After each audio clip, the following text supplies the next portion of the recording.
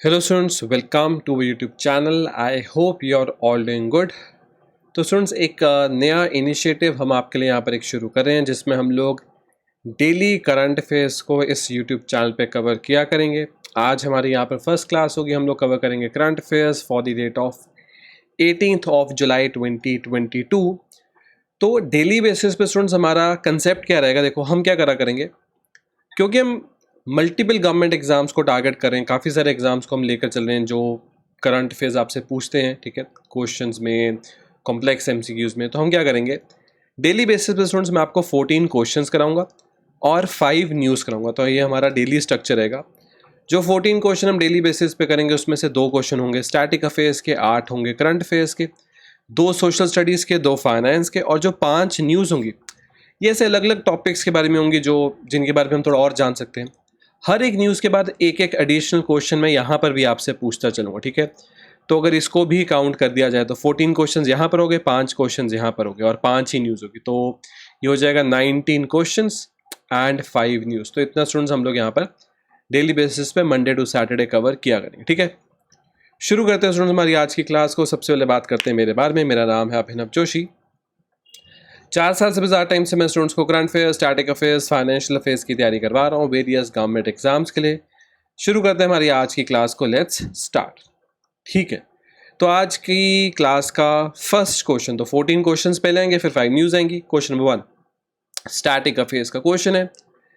Asia Pacific economic corporation, APAC, इसका मैं आपको एक मैप भी दिखाऊंगा। वैसे तो आप यहाँ देख सकते हो, ये ना जैसे ये चाइना है, ठीक है, यहाँ नीचे सॉरी चाइना, ये रशिया है, यहाँ पर यूएसए है, ये कनाडा है। तो ये बीच में ओशन कौन सा, ये है पैसिफिक ओशन, ठीक है, दुनिया का सबसे बड़ा ओशन। तो पैसिफिक ओशन के जो बॉर्डर्स हैं, ठीक है, वहाँ जो कंट्रीज आती हैं उनको मेजरली बोलते हैं एपैक कंट्रीज। इसके हेडक्वार्टर्स कहाँ पर है, मॉरिशस, ब्रसल्स, मोनाको या सिंगापुर। क्वेश्चन का स्टूडेंट्स बिल्कुल सही आंसर है Singapore. The country of Singapore आपको हेडक्वार्टर्स मिलेंगे एपैक के। तो अगर आप देखो यहाँ पर एक और अच्छे से मैप से दिखाया गया, ये पैसिफिक ओशन हो गया। तो ये कौन कौन सी कंट्रीज मेंबर है, New Zealand, Australia, Indonesia, Papua new Guinea, Brunei, Philippines, ऐसे पूरी लिस्ट है यहाँ पर। चिले, पेरू, मेक्सिको, यूएस, कनाडा। तो टोटल 21 मेंबर कंट्रीज होती हैं यहाँ पर। इंडिया इसका एक मेंबर नहीं है और हेडक्वार्टर्स इसके सिंगापुर में। इसको फाउंड किया गया था 1989 और बनाया गया था इसको ऑस्ट्रेलिया में। तो इन कंट्रीज़ को साथ लाया गया ताकि ट्रेड वगैरह और इम्प्रूव किया जा सके। पर ये बहुत एक्टिव ग्रुप इस टाइम पे है नहीं, ठीक है, पर आपको पता होना चाहिए एपेक होता क्या। सेकेंड क्वेश्चन स्टूडेंट्स हमारा है फिर से स्टैटिक अफेयर्स का। पूछा जा रहा है नेशनल लाइब्रेरी, जो कि हमारी कंट्री की लार्जेस्ट लाइब्रेरी बाय वॉल्यूम, ठीक है।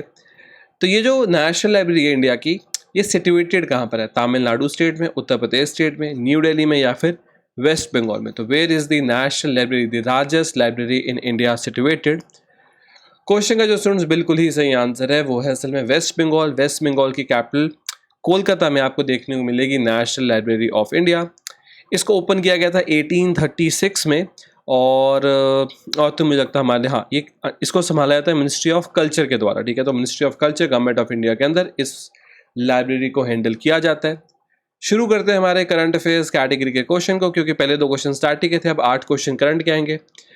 रिसेंटली एक ग्रुप बहुत न्यूज़ में चल रहा है, I2U2 ग्रुप।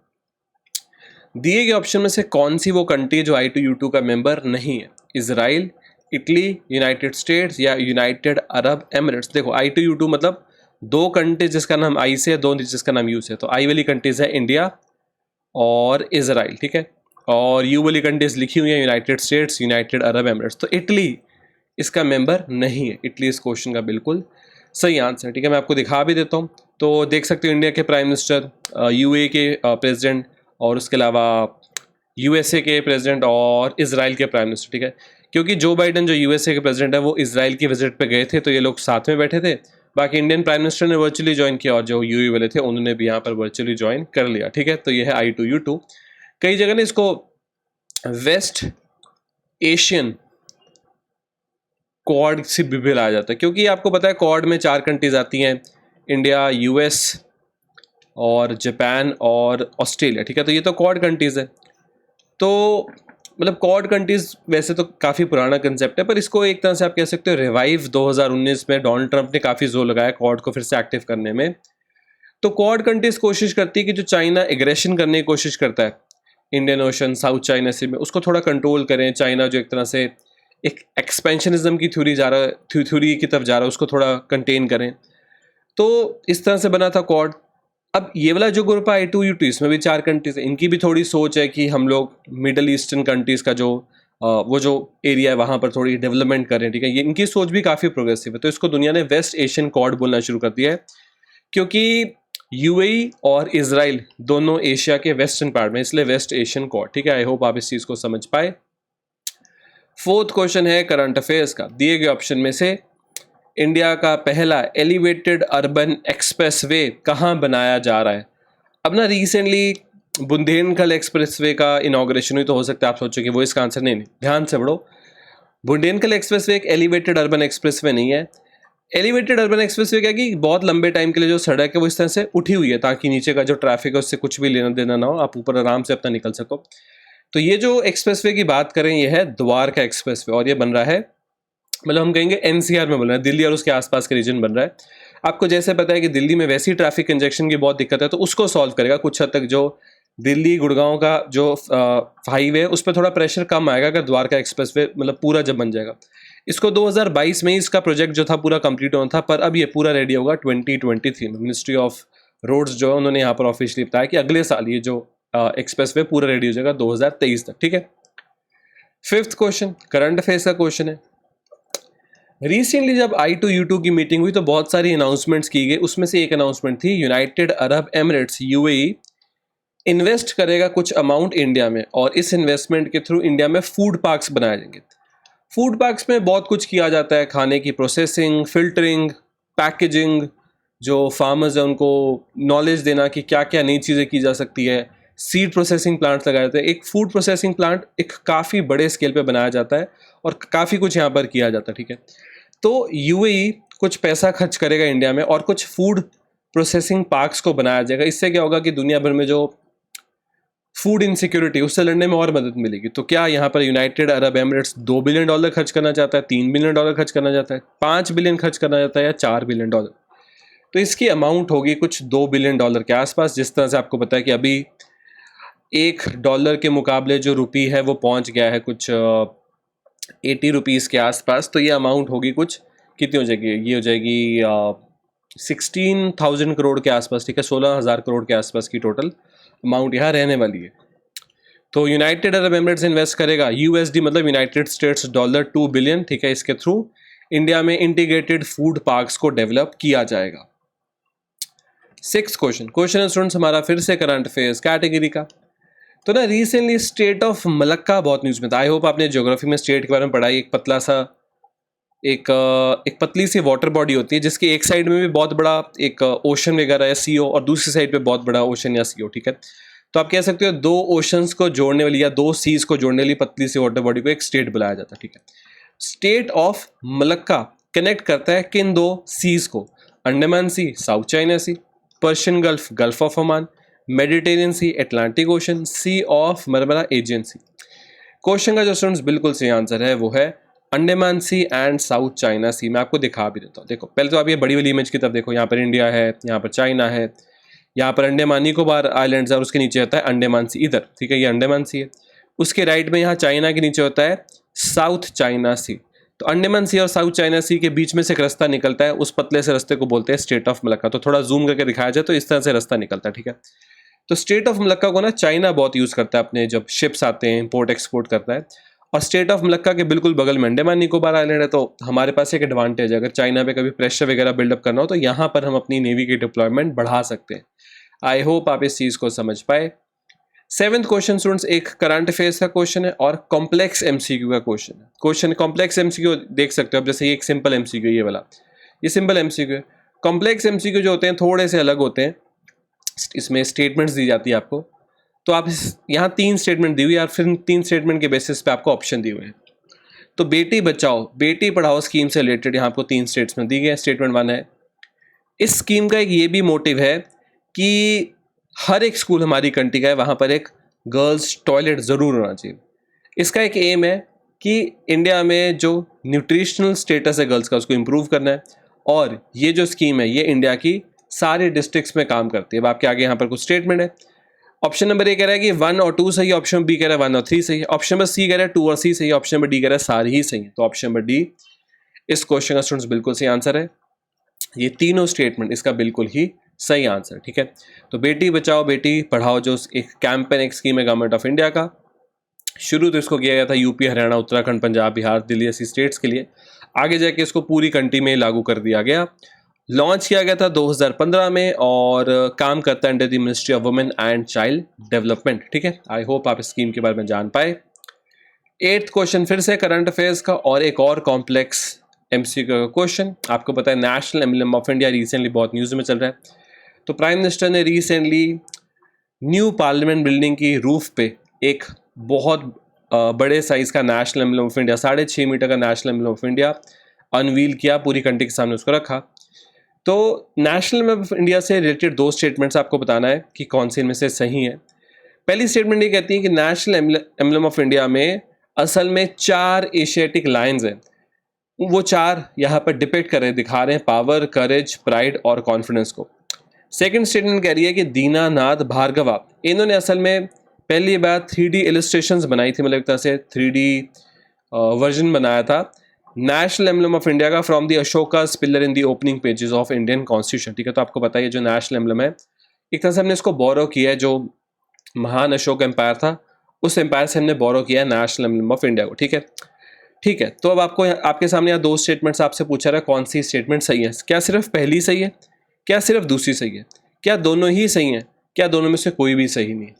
इस क्वेश्चन का जो स्टूडेंट्स बिल्कुल सही आंसर है वो ऑप्शन नंबर सी, दोनों स्टेटमेंट्स यहाँ पर बिल्कुल ही सही स्टेटमेंट्स हैं, ठीक है। तो आप देख सकते हो ये है जो रिसेंटली अनवील किया गया on the roof of new parliament building. आपको पता होगा जो पुरानी पार्लियामेंट बिल्डिंग है उसके बिल्कुल बगल में इस तरह से एक ऑलमोस्ट एक रेक्टेंगुलर फॉर्म में एक नई पार्लियामेंट बिल्डिंग बनाई जा रही है। उसके छत पे ये जो नेशनल एम्बलम है इसको रिसेंटली ब्रॉन्ज से बना हुआ नेशनल एम्बलम इसको रिसेंटली अनवील किया गया है। तो यहाँ पर बताया गया the pillars of Ashoka are a series of monolithic columns dispersed to the Indian continent. और जो मौर्यन एम्पायर थे अशोका उनके टाइम से ये जो है हमने एक तरह से इसको बोरो कर लिया, ठीक है। आगे चलते हैं, तो यहाँ पर आप देख सकते हो ये रहा अशोका चक्र, ठीक है। आगे चलते हैं।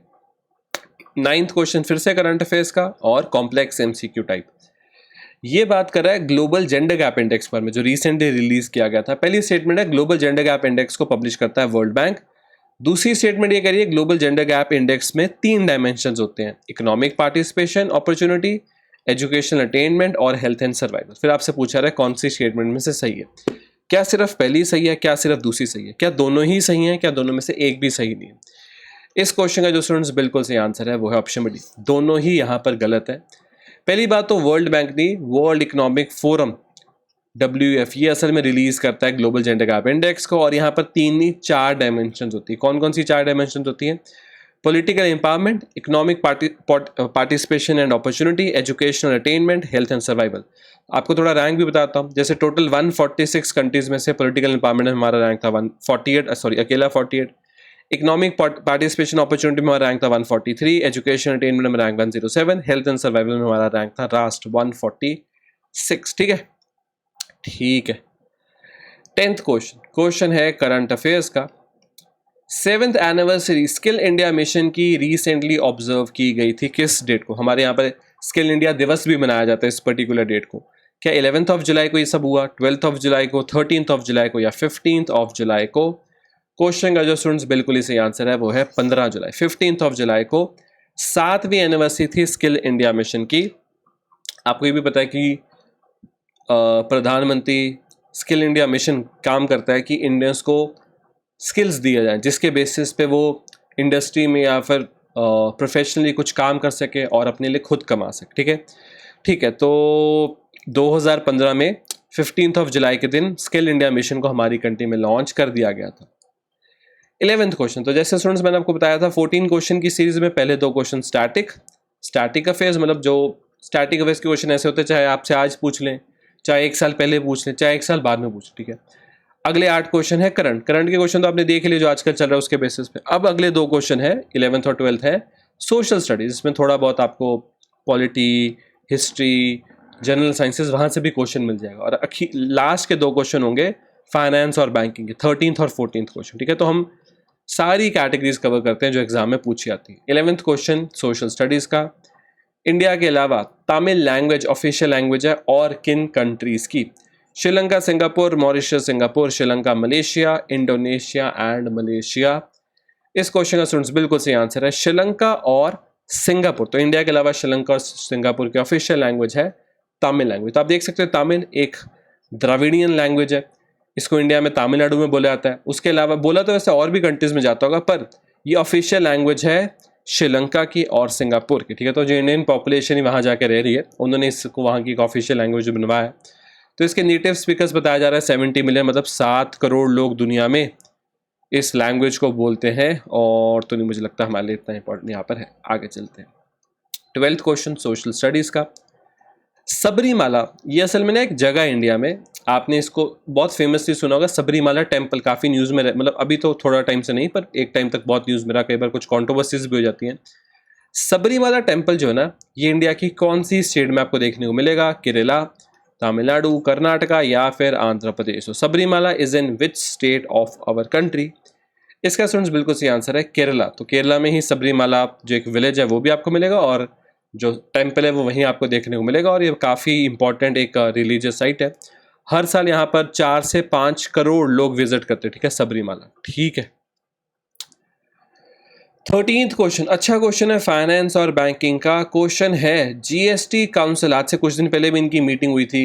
ये लोग डिस्कशन करते हैं कि जो जीएसटी के स्लैब्स वगैरह उनको चेंज करना है तो कैसे करना है, ठीक है। एक तरह से ये गवर्निंग बॉडी है जीएसटी की। जो जीएसटी काउंसिल है, इसमें टोटल नंबर ऑफ मेंबर्स कितने हैं? 30, 31, 32 या 33? तो GST council has how many members? ये जो आप देख सकते हो ना, ये जो सबसे इनकी लेटेस्ट मीटिंग हुई थी जून 2022 में जीएसटी काउंसिल की, वहाँ से एक पिक्चर मैंने उठाई है, ठीक है। तो जीएसटी काउंसिल में टोटल नंबर ऑफ मेंबर्स कितने होते हैं? स्टूडेंट्स आज ना हमारी क्लास मतलब आज हम इसको एक रिकॉर्डेड क्लास की तरह रख रहे हैं, पर बहुत जल्दी हम इसको एक लाइव क्लास की तरह शुरू करेंगे। तो आप लोग यहाँ पर जो लाइव चैट है वहाँ पर अटैम्प्ट भी कर सकते हैं आंसर्स को। मैं चेक भी करता रहूँगा रेगुलरली कि आप लोग क्या अटैम्प्ट कर रहे हो। तो जीएसटी काउंसिल में टोटल मेंबर्स होते हैं 33, ठीक है। इसमें से 2 आते हैं सेंटर की तरफ से और 31 आते हैं स्टेट्स और यूटीज़ की तरफ से। 28 स्टेट्स और 3 यूटीज़। ज़्यादातर फाइनेंस मिनिस्टर्स ही होते हैं, वेरियस स्टेट्स, यूटीज़ और नेशनल लेवल के, ठीक है। उन सबको यहाँ पर होना होता है। आखिरी क्वेश्चन फिर से फाइनेंस और बैंकिंग का क्वेश्चन है, जीएसटी काउंसिल के चेयरपर्सन कौन होते हैं, ठीक है। कौन चेयर करते हैं जब जीएसटी काउंसिल की मीटिंग होती है? आरबीआई के governor, prime minister of India, finance minister या फिर फाइनेंस मिनिस्ट्री में जो एमओएस है, देखो ये है यूनियन फाइनेंस मिनिस्टर, जिनको हम कैबिनेट मिनिस्टर बोल देते हैं। फिर उनके नीचे होते हैं एमओएस। जैसे इस टाइम पे नेशनल लेवल पे जिनको हम बोलते हैं ना कि ये इंसान एक मिनिस्टर है। मिनिस्टर कौन हो सकता है? देखो cabinet minister, minister of state, ये सेकंड इन कमांड होते हैं कैबिनेट मिनिस्टर। फिर डेप्यूटी मिनिस्टर होते हैं, ये एक एमओएस के नीचे भी लगाए जा सकते हैं, कैबिनेट के नीचे भी लगाए जा सकते हैं। फिर होते हैं एमओएस इंडिपेंडेंट, ये मिनिस्टर ऑफ स्टेट इंडिपेंडेंट होते हैं। जो छोटी मिनिस्ट्रीज होती है वो खुद ही संभालते हैं, इनके ऊपर एक कैबिनेट मिनिस्टर नहीं होता। और एमओएस इंडिपेंडेंट के नीचे भी डिप्टी मिनिस्टर लगाया जा सकता है, ठीक है। आई होप आपको थोड़ा बहुत आइडिया हुआ ये जो मिनिस्टर्स की वेरियस पोस्ट होती हैं उनके बारे में। तो इस टाइम पे अगर आपको बताऊं तो निर्मला सीतारमन जीएसटी काउंसिल के चेयरपर्सन, आप देख सकते हो यहाँ पर वो चेयर कर रहे हैं इस मीटिंग को, ठीक है। ठीक है स्टूडेंट्स, तो हमारी 14 क्वेश्चन की सीरीज यहाँ पर हुई खत्म।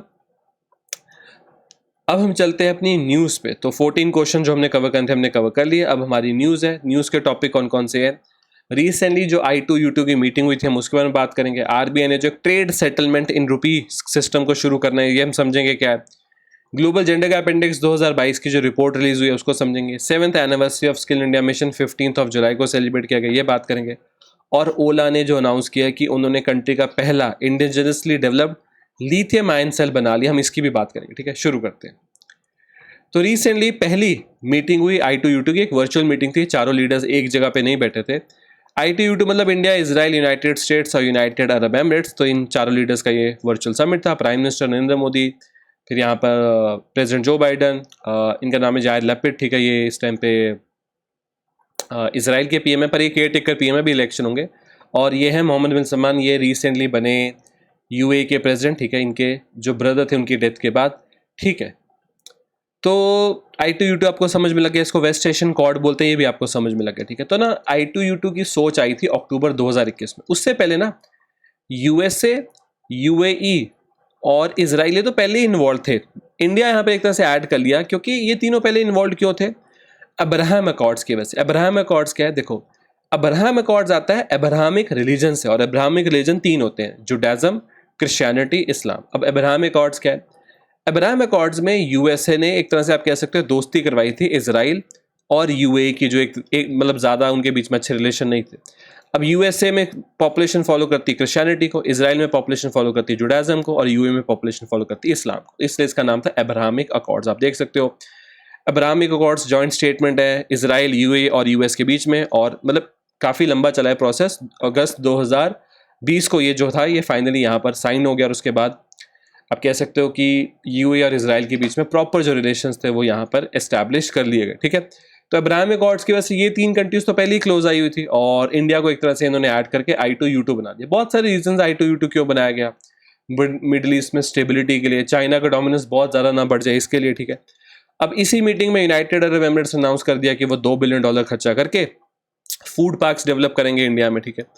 उसके अलावा यहाँ पे इन्होंने बताया कि इंडिया में यूएसए बनाना चाहता है हाइब्रिड रिन्यूएबल एनर्जी प्रोजेक्ट। तो इसमें क्या होगा, विंड एनर्जी, सोलर एनर्जी, ये सब के थ्रू एक पावर प्लांट बनाया जाएगा, रिन्यूएबल एनर्जी वाला पावर प्लांट। इसमें यूएसए 300 मेगावाट्स का एक पावर प्लांट बनाना चाहता है, ये यहाँ पर अनाउंस किया गया। बाकी अब्राहम अकॉर्ड्स और अब्राहमिक रिलीजन्स के बारे में मैंने आपको बता दिया। तो जो इजराइल कंट्री है वहाँ मैक्सिमम पॉपुलेशन जुडाइज्म धर्म को फॉलो करती है, जिनको हम जूइश पीपल बोलते हैं, ठीक है, ये आपको पता होना चाहिए। चलो ठीक है, तो यहाँ पर ब्लैंक स्लाइड होती है, तो मैं आपसे क्वेश्चन पूछता हूँ। आज चलो मैं क्वेश्चन पूछ के खुद ही आंसर कर दूंगा, पर जैसे जैसे हम लाइव क्लासेस पे आ जाएंगे तो आप लोग इसको लाइव चैट में अटेम्प्ट किया करना। क्वेश्चन है कि उस शहर का नाम बताओ जिसको इजराइल क्लेम करता है कि वो इनकी कैपिटल है, पर दुनिया उसको इजराइल की कैपिटल नहीं मानती। तो आंसर होगा जेरूसलम। देखो, क्योंकि जेरूसलम कॉन्ट्रोवर्शियल है, और जो पैलेस्तीनी लोग हैं, मतलब इजराइल के अंदर एक और कंट्री आप कह सकते हो फंसी हुई है, पैलेस्तीन। तो पैलेस्तीन लोग बोलते हैं जेरूसलम हमारी कैपिटल है, इजराइल बोलता है हमारी कैपिटल है।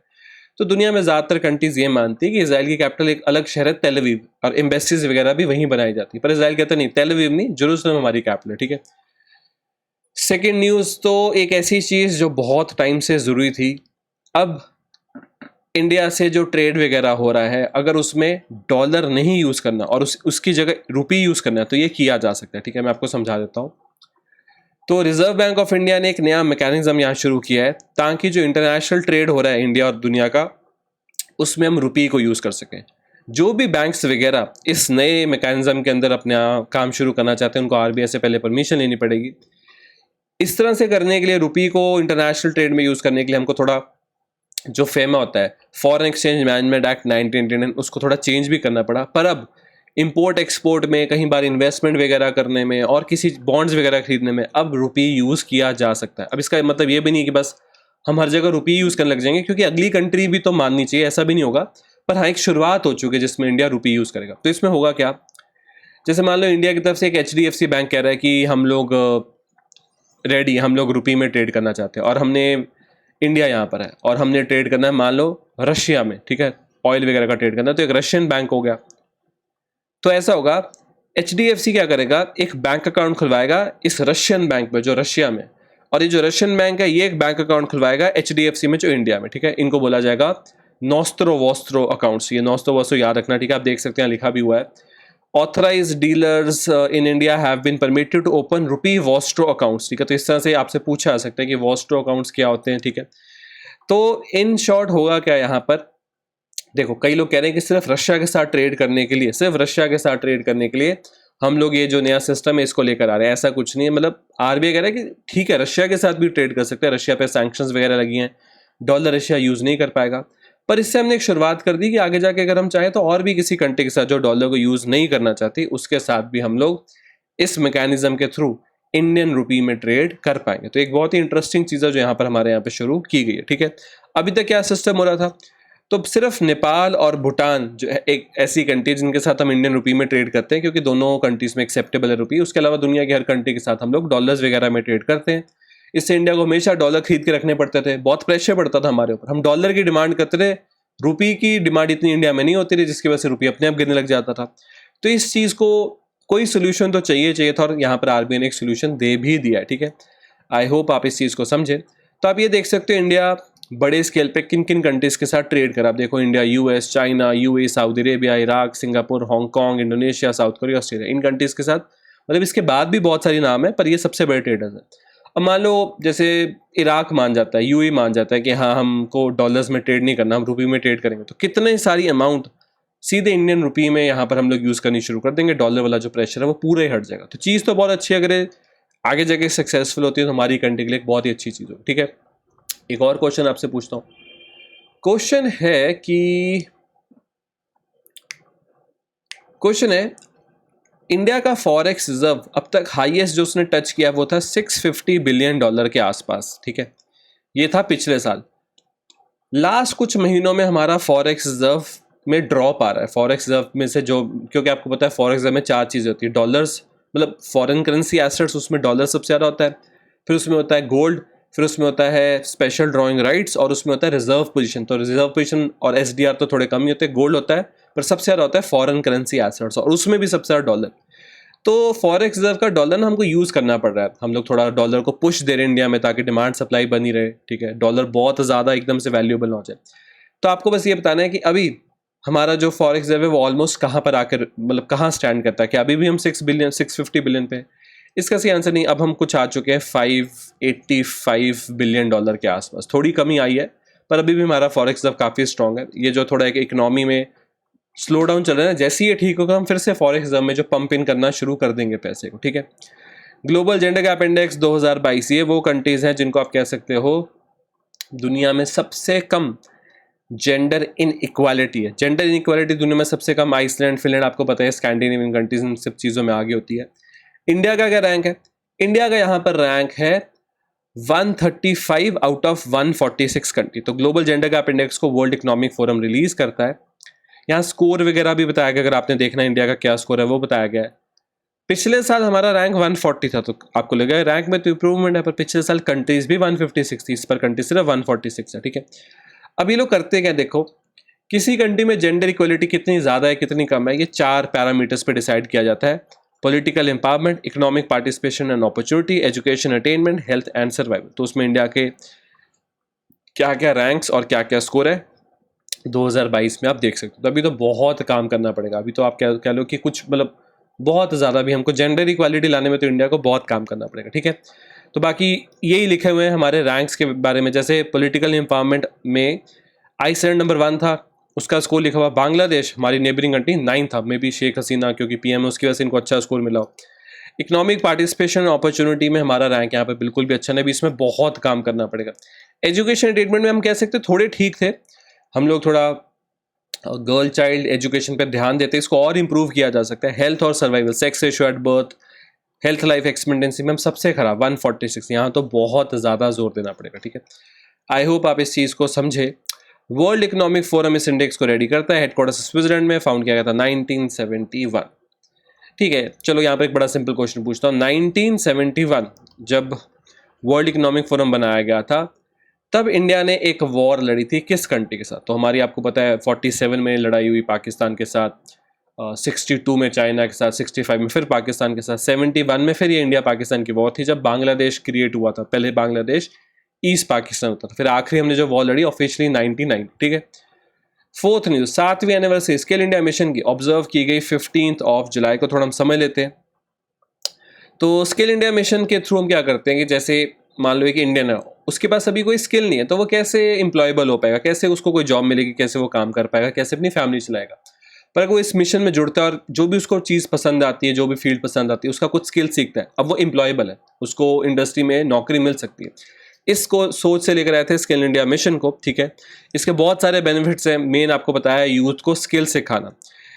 इन स्कीम्स में लाखों करोड़ों इंडियंस ज्वाइन करते हैं, कुछ स्किल सीखते हैं और आगे जाके वो एक एम्प्लॉयबल पॉपुलेशन की तरह काम करते हैं, जो ओवरऑल हमारी ग्रोथ में भी मदद करते हैं। ठीक है, तो आप इन मिशंस के बारे में देख सकते हैं। आपने दीनदयाल उपाध्याय ग्रामीण कौशल विकास योजना के बारे में सुना होगा। ये स्कीम्स हमारी कंट्री में काम करती हैं ताकि हम लोग इंडियंस को एम्प्लॉयबल बना सकें, उनके स्किल्स ऐड कर सके। ठीक है, आई होप आप इस चीज़ को यहाँ पर समझ पाए। क्वेश्चन मैं आपसे यहाँ पर पूछ लेता हूँ।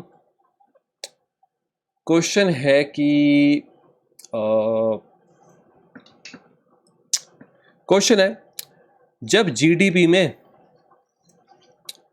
कमी आए, ग्रोथ में कमी आए, जब जीडीपी ग्रोथ लिख दो तो ग्रोथ में कमी आए, इन्फ्लेशन मतलब महंगाई बढ़ रही है। वैसे ये एक साथ होती हैं, अगर जीडीपी की ग्रोथ ऊपर जा रही है तो महंगाई भी ऊपर जाएगी, ग्रोथ नीचे आ रही तो थोड़ी महंगाई भी नीचे आती है। पर अगर ऐसा ना हो, स्टैंडर्ड से उल्टा हो जाए, जीडीपी की ग्रोथ नीचे, इन्फ्लेशन ऊपर और अनएम्प्लॉयमेंट भी ऊपर, ठीक है, अनएम्प्लॉयमेंट भी बढ़ रही है, मतलब लोगों की नौकरियां भी जा रही हैं, तो इसको इकोनॉमिक्स में क्या बुलाया जाता है? तो इसका सही आंसर है, इसको बुलाया जाता है स्टैगफ्लेशन। स्टैगफ्लेशन, और ये काफ़ी ख़राब चीज़ होती है किसी भी कंट्री की इकोनॉमी के लिए। आज की स्टूडेंट्स लास्ट न्यूज़, तो आपने ओला के बारे में सुना होगा। ओला के अंदर एक सब्सिडरी काम करती है, ओला इलेक्ट्रिक। वो इस तरह से एक इलेक्ट्रिक स्कूटर को बनाते हैं। उन्होंने एक बहुत बड़ा प्लान अनाउंस किया था पिछले साल अगस्त में कि हम दुनिया की सबसे बड़ी कंपनी बनना चाहते हैं इलेक्ट्रिक टू व्हीलर में। इंडिया में मतलब ये प्लान चलेगा भी बहुत, पर ओला को ना थोड़ी बहुत दिक्कत फेस करनी पड़ी, थोड़े क्वालिटी इशूज से, थोड़े पावर इशूज से। तो एक चाहे इलेक्ट्रिक टू व्हीलर हो चाहे फोर व्हीलर, जो भी चीज़ इलेक्ट्रिक से चल रही है उसको बैटरी तो चाहिए पावर स्टोर करने के लिए। ओला बोल रहा है कि अब ना ये जो बैटरी, हमने एक नई बैटरी डिज़ाइन करी। पहले थोड़ा बहुत ओला बाहर से भी इंपोर्ट करवाता था, अब ओला बोल रहा है हम इस बैटरी को खुद बनाएंगे। ज़्यादा अच्छी बैटरी हमने यहाँ पर बना दी और इसकी एफिशिएंसी भी ज़्यादा है। तो ओला इंट्रोड्यूस इंडियाज़ फर्स्ट, पहली बार इंडिया में ऐसा बना है, लिथियम आयन सेल इस बैटरी है। तो आपको पता ही है, जो आपने सुना होगा लिथियम आयन, तो ये बोलते हैं ना कई बार, जैसे लोकल लैंग्वेज में लायन बैटरी, ये लायन नहीं होती, लिथियम आयन होता है, ठीक है। तो ओला इलेक्ट्रिक ने अनवील की है कंट्री की पहली, खुद ही कंट्री में बनाई गई developed lithium ion cell battery. Ola आपको पता है Bengaluru based two wheeler, Ola electric Bengaluru based two wheeler maker है। इन्होंने मास प्रोडक्शन शुरू कर देनी है इस बैटरी की, नाम है बैटरी का NMC 2170। इसकी मास प्रोडक्शन शुरू करेंगे अगले साल 2023 में, इनकी चेन्नई में जो फैक्ट्री वहाँ से। ये बोल रहे हैं कि हमने इस तरह के केमिकल्स और मटेरियल्स को यूज़ किया कि ज़्यादा एनर्जी इस बैटरी में सेव हो सकती है, बैटरी जल्दी चार्ज हो जाएगी, ज़्यादा लंबे देर तक चार्ज देगी, पावर भी ज़्यादा है। तो इससे इनकी जो स्कूटर की परफॉर्मेंस उसको और इंप्रूवमेंट मिलेगी और मे भी इंडिया में और ज़्यादा सक्सेसफुल है, ठीक है। तो ये बोल रहे हैं कि हम ना एक बहुत ही एडवांस लेवल का सेल रिसर्च सेंटर बनाना चाहते हैं, क्योंकि दुनिया भी ये सब चीज़ों पे तो बहुत काम होगा। लिथियम आयन बैटरीज पे तो दुनिया में बहुत काम होना बाकी है, सारी कंट्रीज लगी है। और ओला कह रहा है कि इंडिया के लिए हम ये चीज़ करना चाहते हैं, हम चाहते हैं कि हम लीड करें इंडिया में जो लिथियम आयन बैटरी की पूरी रिसर्च चल रही है, ठीक है। ये जो कंपनी है ना, इनको रिसेंटली 20 गीगावाट कैपेसिटी का एक प्रोजेक्ट भी मिला है गवर्नमेंट ऑफ इंडिया से, ACCPLI स्कीम। ACCPLI क्या होता है? Advance chemistry cells production link incentive scheme. तो प्रोडक्शन लिंक इंसेंटिव स्कीम क्या होता है? जैसे किसी चीज़ में अगर इंडिया अच्छा नहीं है तो सरकार उसमें PLI लेकर आएगी। जैसे मान लो इंडिया सोलर पैनल्स बनाने में अच्छा नहीं, तो सोलर पैनल्स पे प्रोडक्शन लिंक इंसेंटिव स्कीम है। उसका ये मतलब है अगर कोई इंडिया में सोलर पैनल्स बनाएगा तो सरकार उसको अलग से उसको थोड़े यहाँ पर इंसेंटिव्स देगी। तो ये ACCPLI स्कीम के अंदर ये है कि अगर आप इंडिया में लिथियम आयन बैटरीज पे काम करोगे आपको अलग से इंसेंटिव्स मिलेंगे। ओला उसके अंदर भी यहाँ पर रजिस्टर्ड है। इन्होंने अपना जो इलेक्ट्रिक स्कूटर था पिछले साल अगस्त में लॉन्च किया था, और मतलब सेल्स तो इनकी अच्छी हैं, पर अभी भी इनको काफ़ी सारा काम करना पड़ेगा। तो पहले तो ओला को आप जानते थे कि इनकी कैब्स आती थी, ठीक है, उबर ओला भी आती है। इसी के अंदर एक सब्सिडी बनाई गई ओला इलेक्ट्रिक, और वो ये काम करती है जो इलेक्ट्रिक स्कूटर वाला। ओला के जो फाउंडर का नाम है भावेश अग्रवाल, ठीक है, और अंकित भाटी, ठीक है। आज का आखिरी क्वेश्चन इलेक्ट्रॉनिक व्हीकल पे पूछता हूँ थोड़ा आपसे क्वेश्चन है कि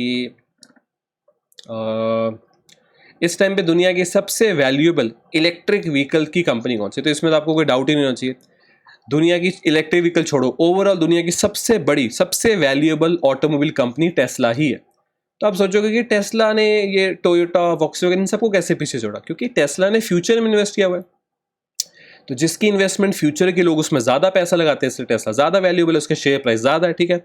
आई होप इस चीज़ को आप समझ पाए। तो स्टूडेंट्स, आज की हमारी पहली क्लास थी। हम इस क्लास को डेली बेसिस पर रखा करेंगे। जैसे ही क्लास लाइव पे शिफ्ट हो जाएगी हम इसका टाइम कर देंगे सुबह 8:30 AM, ठीक है। तो सुबह सुबह करंट अफेयर्स की क्लास हो जाया करेगी। सुबह सुबह आप पूरे दिन के करंट अफेयर्स पढ़ लोगे, क्वेश्चंस भी हो जाया करेंगे आपके, ताकि जो एक टू डू लिस्ट में जो एक काम है वो यहाँ पर खत्म हो जाएगा, ठीक है। अगर स्टूडेंट्स आपको क्लास अच्छी लगी आप हमारे चैनल को सब्सक्राइब कर सकते हो, इस वीडियो को लाइक कर सकते हो, इसको शेयर कर सकते हो। हम मिलेंगे कल की अपनी क्लास के अंदर, तब तक के लिए thank you and have a very successful day. Thank you students.